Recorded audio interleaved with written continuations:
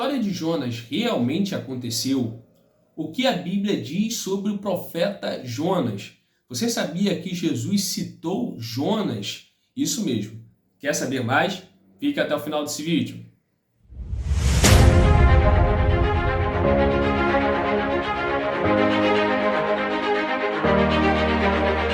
Fala galera, eu sou o Igor, você já me conhece, nós estamos aqui hoje no nosso canal para falar um pouco mais fatos impressionantes acerca da vida e do livro do profeta Jonas. Se você não é inscrito no canal, é muito importante que você se inscreva, já deixa o seu like e ativa o sininho para receber a notificação. Hoje nós vamos falar um pouco mais sobre a história do profeta Jonas à luz da Bíblia.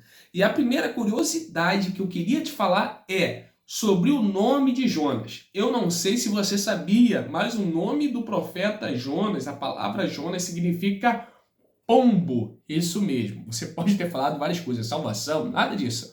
A palavra Jonas significa pombo. Acontece isso mesmo. Você não sabia, foi surpreendido. Parabéns para você. Eu também fui surpreendido ao saber. Significa pombo. E, inclusive, tudo leva a crer que o nome de João, por isso que João, você via muito também no Novo Testamento, é uma homenagem ou uma variação do nome Jonas. Isso mesmo. Jonas significa pombo. E Jonas tem uma história muito enigmática. Muitos acreditam, não acreditam, alguns falam até que foi uma história alegórica, foi um conto de Deus para transmitir uma verdade. Mas o que a Bíblia diz propriamente dito, Igor? O que a história diz é possível? Desde já, eu queria te dizer que ultimamente aconteceu algumas notícias, e uma até mais atual, que nós repostamos no nosso canal, de uma pessoa que foi engolida por uma baleia temporariamente. E eu vou ver até se eu deixo o vídeo dela aí. Ele é Adriano Simancas. Ele e o pai estavam fazendo uma travessia num canal no sul de Punta Arenas. De repente, uma baleia jubarte engoliu o rapaz e o caiaque onde ele estava.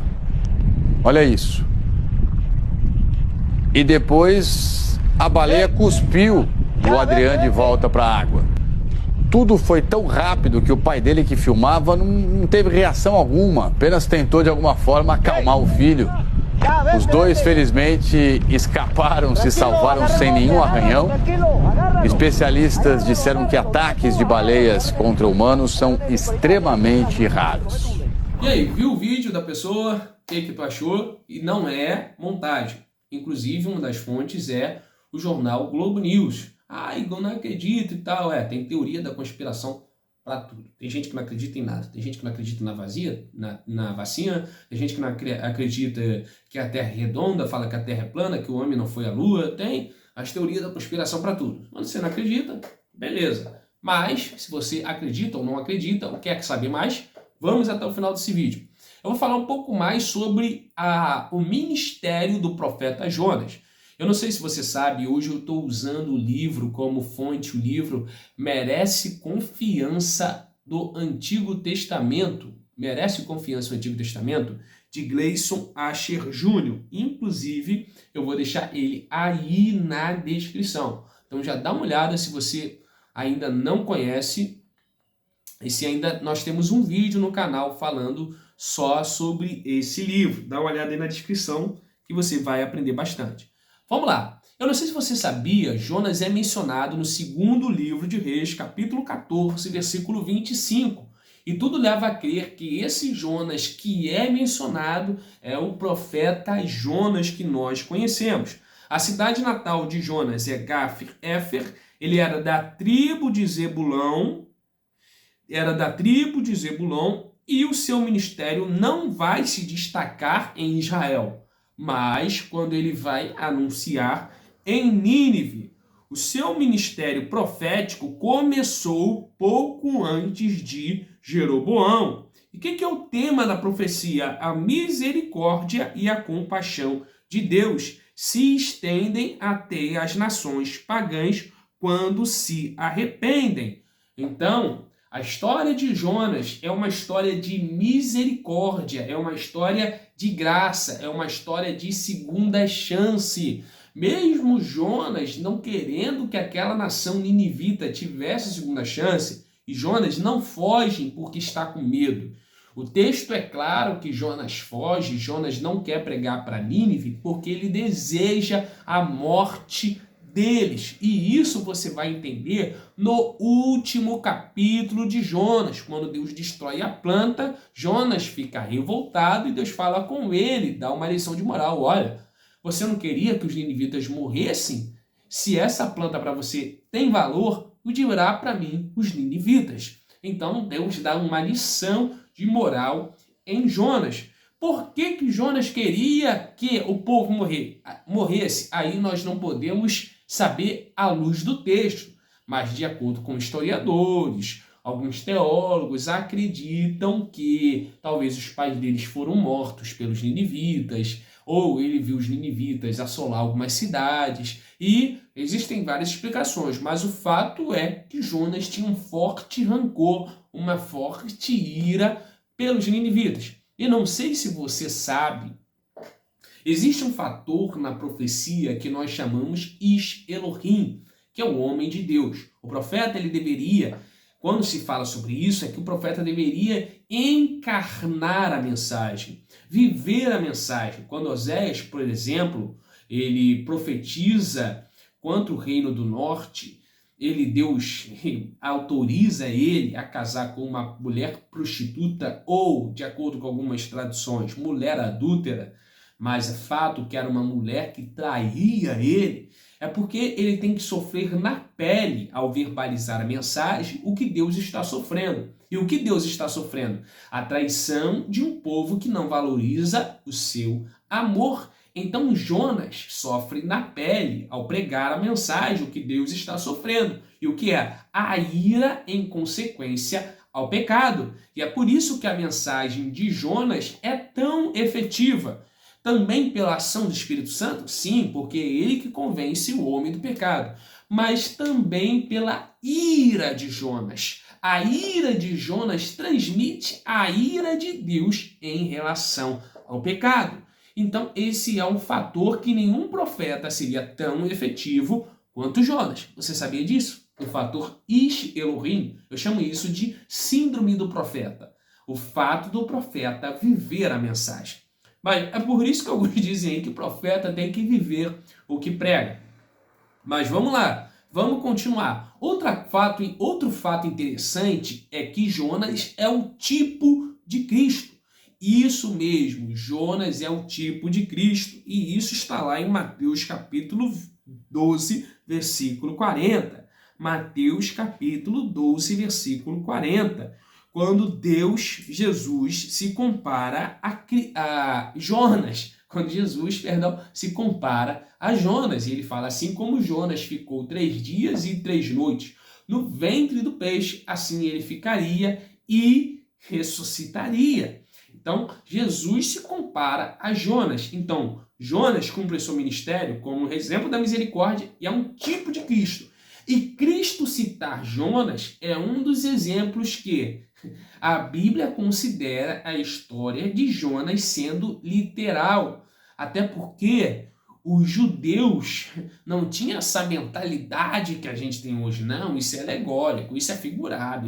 A maioria das profecias, a maioria da história, eles viam e enxergavam de forma literal. Então, isso mesmo, Jesus confirma a literalidade, a veracidade da história de Jonas. Outra coisa é que não há nenhum aspecto narrativo no texto que demonstre uma alegoria. Não há ninguém iniciando uma parábola. Não há ninguém falando, demonstrando que está contando a história para alguém. Não, a única coisa, a anormalidade que há no texto é o grande peixe engolir Jonas.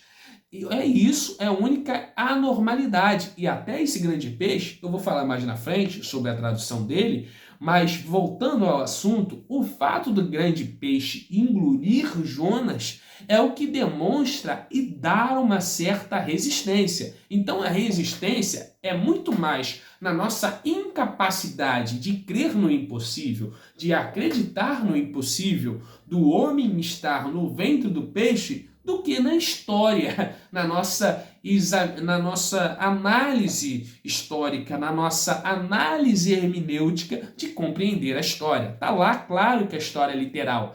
Então, a dificuldade está muito mais nós em crermos do que na interpretação, porque a interpretação e a história a apresentam de uma forma literal. E quando eu falo isso, eu não quero dizer que a Bíblia não tenha partes alegóricas, não tenha partes figuradas, até porque a Bíblia deve ser interpretada de forma literária e não literal. Eu reconheço isso, e grande parte dos acadêmicos teológicos também.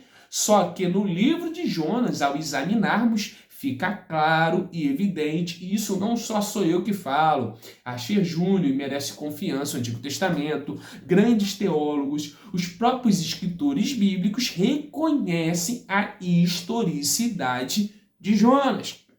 Mas voltando ao assunto, sobre o nome grande peixe, também existem variações. Eu sei que você já ouviu falar, o mais correto no original hebraico é grande peixe, então não pode ser baleia. Só que essa mesma palavra usada para o grande peixe no original hebraico é dag gadol, que é grande peixe. Pode ser baleia, pode ser tubarão, pode ser serpente marinha ou até dragão. E isso também o próprio Asher Júnior, ele reforça isso. Então não dá para sabermos ao certo se foi realmente um tubarão, se foi realmente um grande peixe ou se foi uma baleia. Até baleia é possível. Ah, Igor, mas baleia é mamífero, não é o grande peixe. Só que você tem que entender que naquela época, talvez eles não viam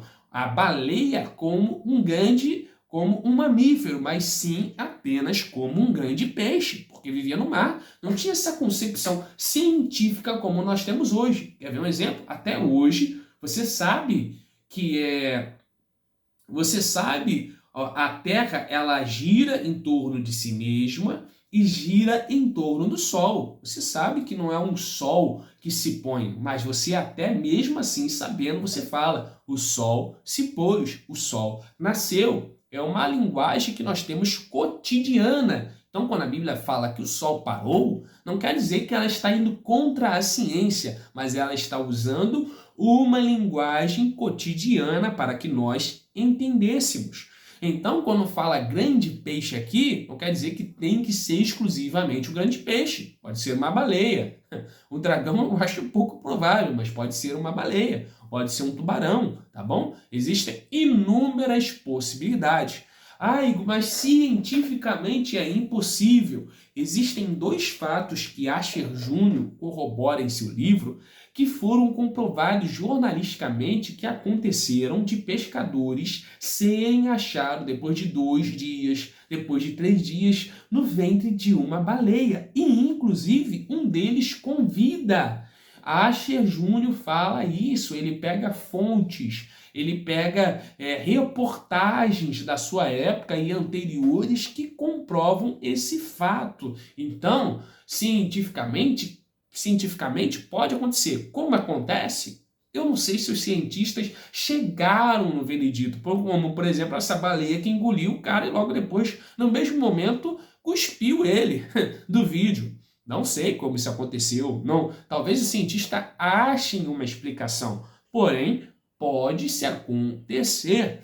Então, não descredibilize uma narrativa só porque você não tem fé para crer. Você já sabia desses fatos impressionantes? Quer saber mais aqui? O que você não sabia sobre a história do profeta Jonas? Comenta aqui embaixo. Qual é a sua curiosidade sobre algum livro da Bíblia, se algum fato aconteceu literalmente ou não? Qual é a sua curiosidade sobre alguma curiosidade que você ouviu? Comenta aqui. E se você gostou, não vale sair sem deixar seu like, hein? E se inscreva para não perder os próximos conteúdos que estão tão bons ou até melhores do que esse. Deus abençoe sua vida. Graça e paz.